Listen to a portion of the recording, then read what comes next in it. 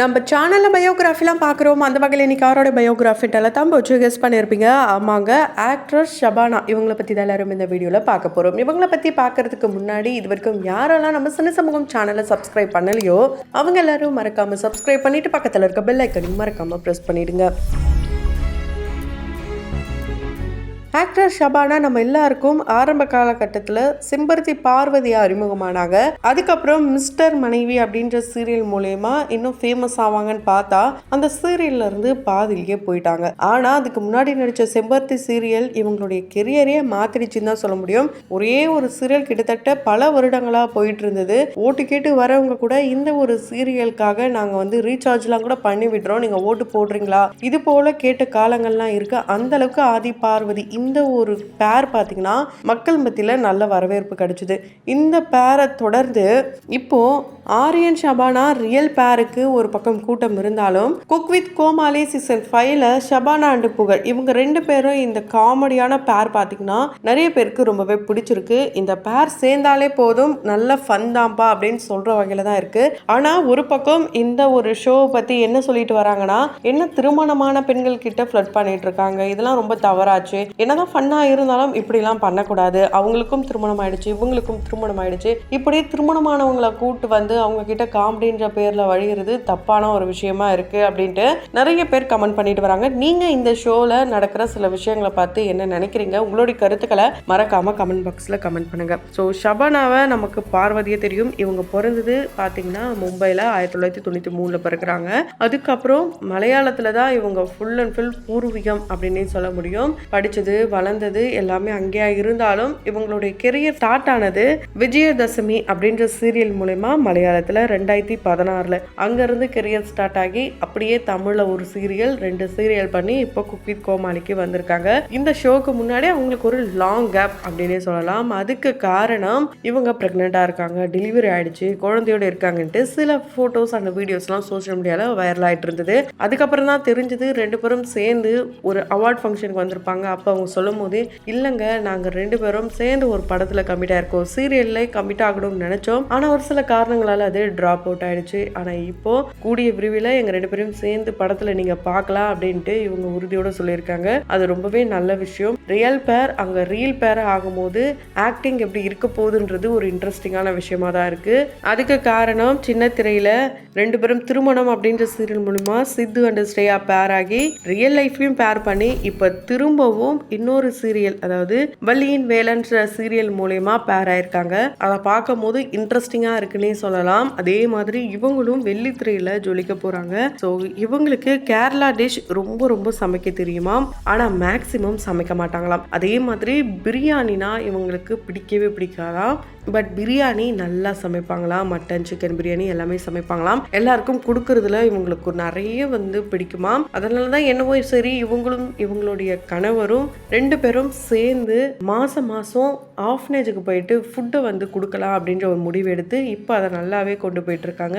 இவங்க ஓனா ஒரு யூடியூப் சேனலும் வச்சு ரன் பண்ணிட்டு இருக்காங்க. இந்த யூடியூப் சேனல்ல மேக்சிமம் ரொம்ப இம்பார்ட்டன்டான விஷயம் தான் போடுவாங்க. அதுக்கப்புறம் ரொம்ப இப்போ இருக்கிற நிறைய செலிபிரிட்டிஸ் மாதிரி டே டு டே லைஃப்ல நடக்கிற சின்ன சின்ன விஷயங்கள்லாம் கூட இவங்க அப்டேட் பண்ண மாட்டாங்க. ரொம்ப கியூட்டான கப்பிள் அண்ட் ரொம்ப ரேரான கப்பிள் அப்படின்னே சொல்லலாம். ஏன்னா இவங்களுடைய திருமணமே ரொம்ப ஸ்ட்ரகிளுக்கு அப்புறம் தான் நடந்திருக்கு. அதை இவங்களுடைய எமோஷனல் மூமெண்ட் மூலமா ஷேர் பண்ணியிருந்தாங்க. இவங்க சொல்லும் போதே என்ன சொல்லியிருப்பாங்கன்னா, இது போல ஒரு திருமணம் என் வாழ்க்கையில் நடக்கும் நினைக்கவே இல்லை, திருமணமே வேணான்னு இருந்த எனக்குள்ளே ஒரு காதலை வர வச்சது ஆரியன் தான். ஆரியனை பார்த்ததுக்கு அப்புறம் தான் நானும் மேரேஜ் பண்ணணும், குழந்தை குட்டிலாம் பெற்றுக்கணும், நல்ல சந்தோஷமான வாழ்க்கை வாழணும்னு ஆசைப்பட்டேன் அப்படின்ட்டு அவங்க ஒரு புது மேடையில கூட சொல்லியிருப்பாங்க. ஆனா அதே வாய் தான் இவரை பார்க்கறதுக்கு முன்னாடி இவங்களுடைய பாட்டி சொன்ன சில விஷயங்களை ஒரு இன்டர்வியூல ஓப்பன் அப் பண்ணியிருப்பாங்க. அப்போ அவங்க சொல்லும் போது என்ன சொல்லியிருப்பாங்கன்னா, என்ன ஹிந்து பையனெல்லாம் காதலிக்க கூடாது புரியுதா, சீரியல்ல ஏன் பொட்டு வைக்கிற, பூ வைக்கிற, ரொமான்ஸ் சீன் ஏன் பண்ற, இது போலலாம் இவங்களுடைய ரிலேட்டிவ்ஸ் இவங்களுடைய அம்மா கிட்ட கேட்பாங்கன்னா, ஏன்னா இவங்க அப்பா இல்லையா, அதனால அம்மாவை போட்டு ரொம்பவே ப்ரெஷர் பண்ணியிருக்காங்க, டிப்ரெஷனுக்குள்ளாம் போயிருக்காங்க.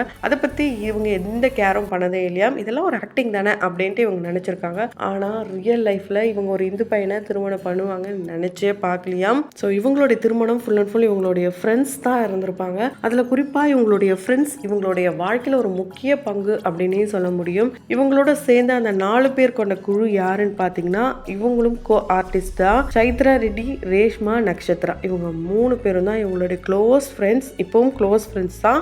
ஆனால் சமீப காலமாக இவங்க 3 பேருக்கும் இவங்களுக்கும் ஒரு சின்ன மிஸ் அண்டர்ஸ்டாண்டிங் தான் இருந்திருக்காம். அதை இப்போதான் சைத்ரா ரெட்டி கூட ஓப்பன் பண்ணியிருக்காங்க. ஆரம்ப காலகட்டத்தில் அவங்க 3 பேர் மட்டும் ஃபோட்டோஸ் போடும்போது எடிட்ஸ்லாம் பண்ணும்போது என்ன ஷபானா இப்படி பண்ணிட்டாங்க, ஷபானாக்கும் இவங்களுக்கு ஏதோ பிரச்சனையா, இப்படி யார் கண்டு பட்டதோ தெரியலையே, பிரிஞ்சுட்டாங்களே, இது போலலாம் வந்து நிறைய கமெண்ட்ஸ் பார்க்க முடிஞ்சுது. அது எல்லாத்துக்கும் விளக்கம் கொடுக்குற வகையில் சைத்ரா ரெட்டியே சொல்லிட்டாங்க, ஆமாம் ரொம்ப பெரிய சண்டை இல்லை, ஆனால் சண்டை தான். நாங்கள் இப்போ ரீசன்ட் டைமில் ஷபானா கிட்ட பேசுறது கிடையாது, கூடிய சீக்கிரம் இதெல்லாம் மாறும்னு நினைக்கிறோம் அப்படின்ட்டு அவங்க விளக்கம் கொடுத்துருக்காங்க. ஆனால் ரேஷ்மா ஆரம்ப காலகட்டத்திலேருந்தே அவங்களுக்கு கூடவே இருந்தாங்க, அதாவது ஷபானா கூடவே இருந்தாங்க. ஷபானா தான் வேர்ல்டுலேயே இவங்களுக்கு க்ளோஸ் ஃப்ரெண்ட், வேற யாரும் அவங்களுக்கு க்ளோஸ் ஃப்ரெண்ட் ஆகக்கூடாது, அப்படியான முட்டடிச்சிருவேன்ட்டு நல்லா ஃபன்னாக சொல்லியிருந்தாலும் அந்த அளவுக்கு அவங்க 2 பேருடைய நட்பில் ஒரு ஸ்ட்ராங்னஸ் இருந்தது.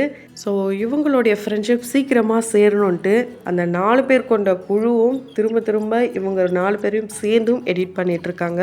ஷபானா பார்த்தீங்கன்னா செம்பருத்தி அண்ட் மிஸ்டர் மனைவி இந்த 2 சீரியலுக்கு அப்புறமா எந்த ஒரு சீரியலும் பண்ணல, லாங் கேப் வந்தது. அப்போதான் நம்ம சொல்லியிருந்தோம் இவங்க ப்ரெக்னெண்ட்டாக இருக்காங்க அப்படிலாம் வந்து நிறைய பக்கம் சொல்லிட்டு இருந்தாங்க. அதுக்கான விளக்கத்தை தான் இவங்க கொடுத்துருந்தாங்க, நம்ம சொல்லியிருந்தோம். அதாவது 2 பேரும் சேர்ந்து படம் நடிக்கிறாங்கன்ட்டு. ஆனால் இவங்க ப்ரெக்னென்ட் ஆக போகிற விஷயத்த கூடிய சீக்கிரம் அனௌன்ஸ்மெண்ட் பண்ணுவாங்களாம். அது மட்டும் கிடையாது, அன்பு யார் செலுத்துறாங்களோ அவங்க கிட்ட தான் ஃபர்ஸ்ட் சொல்லணும்னு நினைக்கிறோம், அதனால ஆடியன்ஸ்க்கு தான் நாங்கள் ஃபர்ஸ்ட் சொல்லுவோம் அப்படின்ட்டு அவங்களே வந்து ஓப்பன் ஸ்டேட்மெண்ட் கொடுத்துருக்காங்க. ப்ளஸ் அது மட்டும் இல்லாமல் குட்டி ஆரியனுக்காக தான் ஷபானா ரொம்ப ரொம்ப ஈகராக வெயிட் பண்ணிட்டு இருக்காங்களாம்.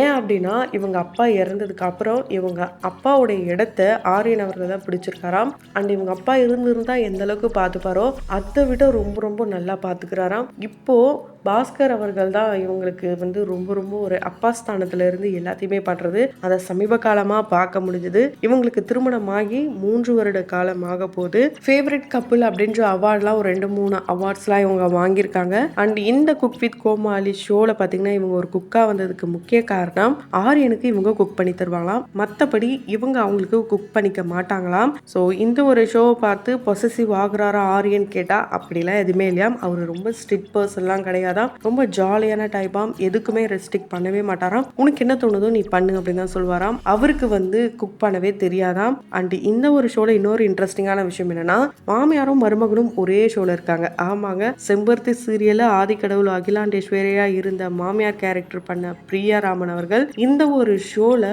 ஒரு குக்கா வந்திருக்காங்க. அண்ட் சூப்பராகவே குக் பண்ணிட்டு இருக்காங்க. அவங்களுக்காகவும் இந்த ஒரு ஷோவை பார்க்குறவங்க இருக்காங்க.